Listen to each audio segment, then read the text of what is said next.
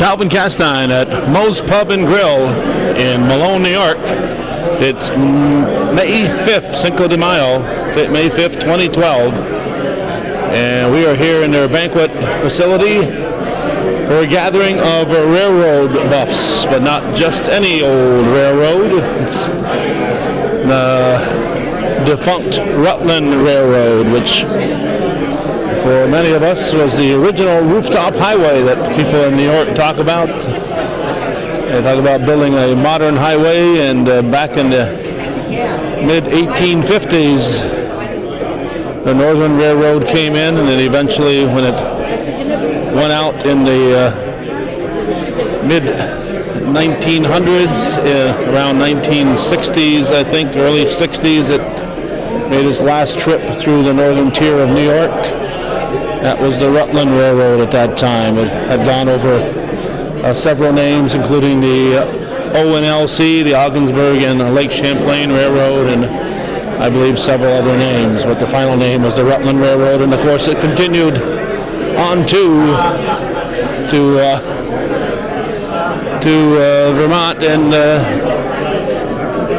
many of these people gathered here are from Vermont, and many are from upstate New York, and I'm sure there's others from far and wide. It's a gathering of Rutland Railroad fans, 2012. Okay, we've got a couple of fellows here that we've managed to talk into chatting with us for a moment. First of all, Jeff English, I emailed you and let you know that I was going to be here, so you were forewarned. Yeah, that's right. I'm glad you're here. I'm glad to be anywhere. Yeah.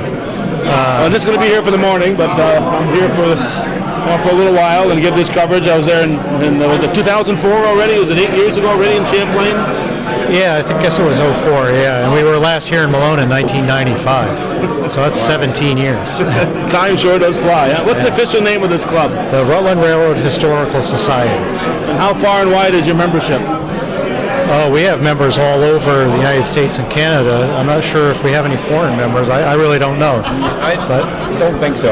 We have about 400 members. Does Alberg count as a foreign country? Or? No. Most generally it does. Especially with my family. And you're the webmaster? What's your title? No, I'm not a webmaster. I'm just a member. Just a member? An active member. Your name was on the website. Yeah. I don't have anything to do with the website. So. You're from Troy.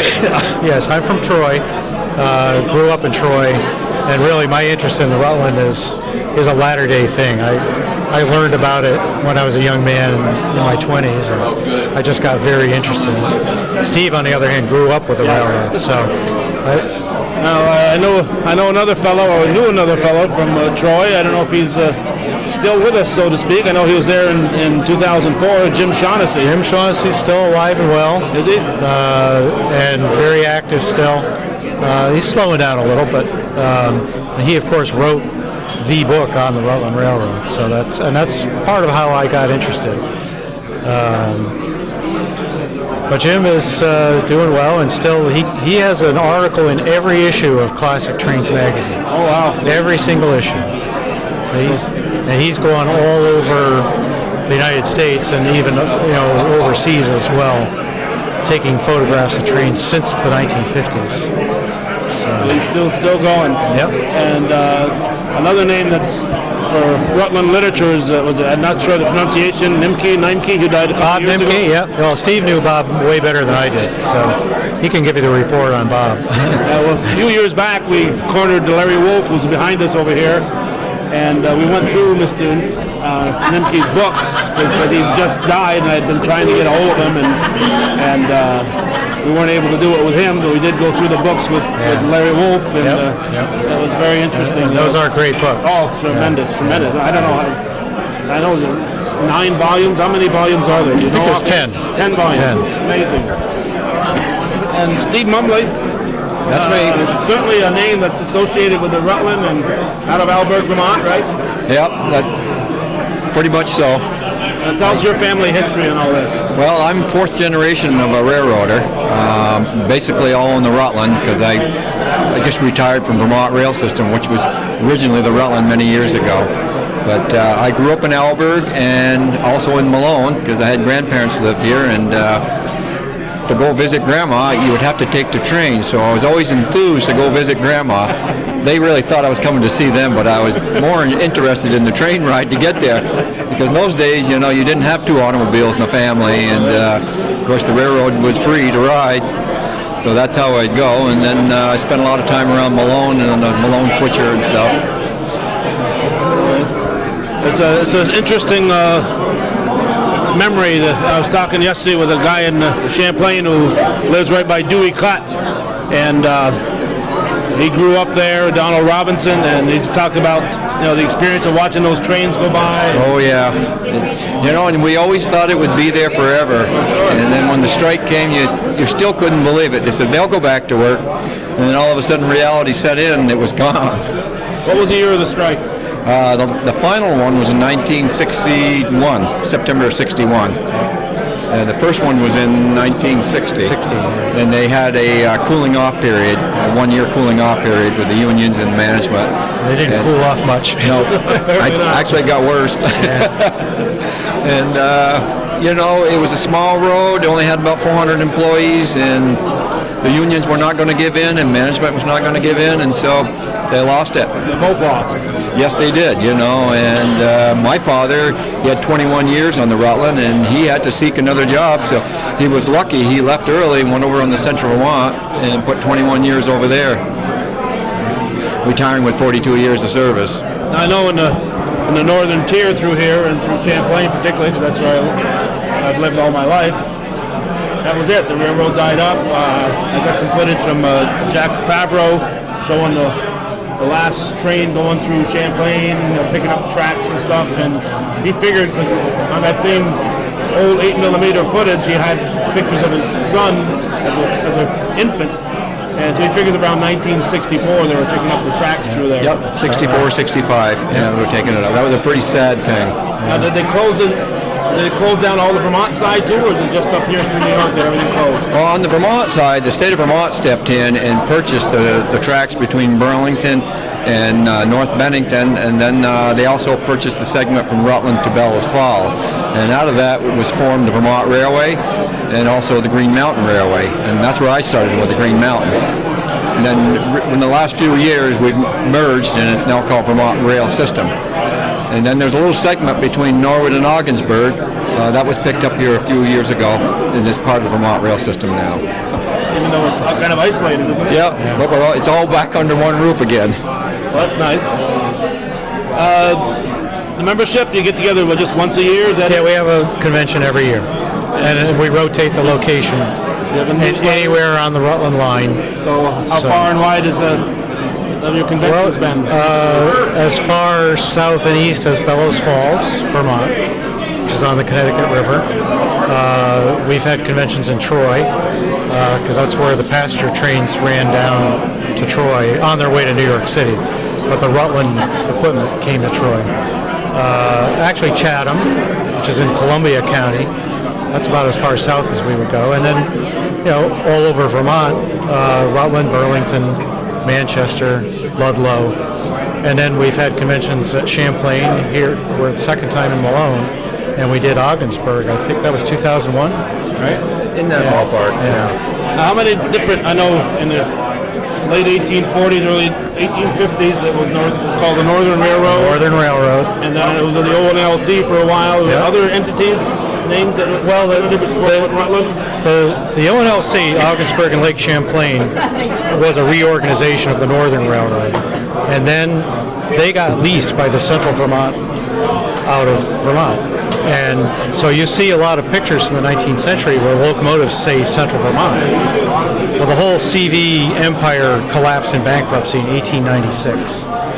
And the ONLC was liberated from that lease. So they were an independent line again. But it was only a few years where they agreed to be purchased by the Rutland, who were also leased by the Central Vermont. So the Rutland and the ONLC basically got together, and they found financing to build the line to connect them between Burlington and Rouse's Point, went up through the islands of Lake Champlain. That was built in 1901. was built in 1900, opened in 1901. And that's how the Rutland came to be what it was. And then the New York Central bought in, what was it, 1905? Yeah. And the New York Central kept their influence on the Rutland right up through the bankruptcy in the Depression. But then the Rutland emerged as an independent line again in the 50s, and that was a really colorful era in the 50s. They went to the diesels, they introduced the green and yellow color scheme, and that was my green shirt on there. and you're all set. And this logo right here, that was introduced in 1952. So. And that was a really new era, very optimistic. A lot of new equipment was bought, and things were looking good by the mid-50s. But then, there was a recession in 1957, and then there was all that labor strife. And by '61, that was it. So, and the economy in general was shifting away from the railroads because trucks were getting bigger and better, and the highways were being built, the interstate system, so it made it easier to convey freight. And so it really went after the railroads, and they were going through a lot of labor problems, and it was just a combination of things that it was a difficult time in the railroad business in the 60s. And you had two other factors going on. The economy was shifting out of the so-called Rust Belt, which is still kind of doing, moving south and west. And at the same time, small businesses were losing out to bigger businesses. And, the railroad industry today is a bulk commodity business. If you're not moving dozens of cars every day, you're not using railroad service. And the number of businesses that, do that kind of volume is much smaller than it was back in the 50s. So, the railroad industry today is really not the kind of local retail business that it was before. No, you look at Larry Marnes has done in Moores with that. Every community had a railroad station. Right. It was the center of the community. Oh yeah, right. And the agent knew everyone in town, and people would come to the depot to get news. It's kind of like the post office as well. Now post offices are closing down left and right. So. But the center point of the station is not lost 100% because before I retired, my office is in the Amtrak station in White River Junction, Vermont. And every day I had the locals come down to watch Amtrak come in around 11, and I always had a whole group of guys sitting around the supposedly make-believe wood stove. And I bet they all had gray hair too, didn't they? Oh, they're all retired. So it was hard for me to get something done in the morning because all these guys are in there. And, you have to talk to them. Well, yeah, that must broke your heart to have to stop railroading people. That's my major issue is how to talk. Now, are you the one who also does the dioramas? Normally at the last convention had some dioramas of different railroad stations. No, that would have been probably Andy Or Armand Primo. Armand Primo, yeah, from Alberg. Yeah, I know he was an Alberger, but I don't remember which. Yeah, and he's here today. We do have two depots on display, models. One's finished. That was built by Andy Claremont, and it's a beautiful model of the downtown Malone station on the Rutland.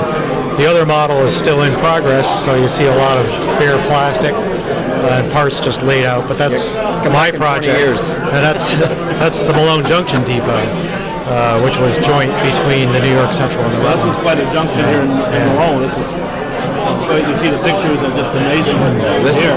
This was a big railroad town. I mean, Oh, yeah. the Malone Yard here for the Rutland, yeah. north to the junction, the New York Yep. Central, and a lot of tracks. And customs and bonding You name going it. on over there. Everybody worked for the railroad, one phase or another. And of course, living next to Rouse's Point was a hub because D&H and everybody else Oh, yeah. went through Rouse's Right. Point. Oh, yeah. And now Rouse's Point is just a place on the map as far as the railroad goes. Still goes through there. But Yeah. if it wasn't for the customs, probably wouldn't Right. And even slow down. Alberg, it's hard to determine where everything was. I mean, it's been completely wiped off the map. They now had a big two-story station, two railroads. They had a full shop, which my grandfather worked in, and because I have railroaders on both sides of my family, my mother's side and my father's side, and we always hung around down there. And I remember years ago, if my bike needed some repairs or something, I'd ride it down to the engine house, and my grandfather would take it and weld it and fix it all up. Those days are gone. Yeah. So it's nice. Probably not a lot of the people here are like you, though, Steve, that actually work for the railroad are here today. You know, you not only are a fan, you're a employee. Yeah. Well, like, you know, there's one thing of doing it and another thing of loving it, and you try to mix the two together. It doesn't always work, but there are a few railroaders in this room. Yes. So But they're getting harder to find. yeah. So time changes. Anything else, gentlemen, that I should know before I'm going to talk? Yeah, we need to start our business Yeah, I meeting. don't want to hold in you a guys couple of up. I minutes. appreciate you taking time to talk to me. No problem. And before you get too far, I'll give you my card so you know where to find this on the internet. Okay, great. And Thanks very much. we've got 7,000 videos on there right now, so this will... And we'll introduce you to a couple of the railroaders in the room. You can Okay. interview them. Appreciate that, Jeff. Sure.